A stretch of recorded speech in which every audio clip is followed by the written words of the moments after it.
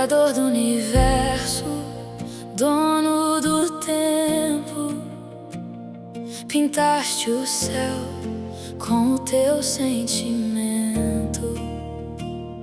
A voz do trovão e a paz do momento estão em tuas mãos, em cada elemento.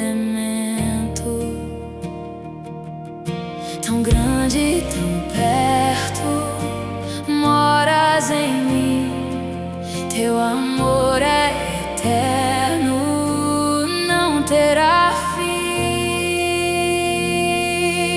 Além das estrelas, o teu trono está, mas vieste ao mundo para me salvar.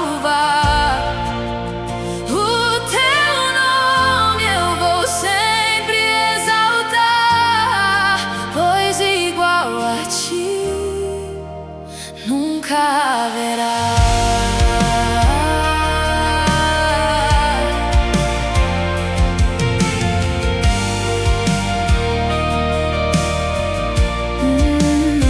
Mas o que mais me impressiona, Senhor, é que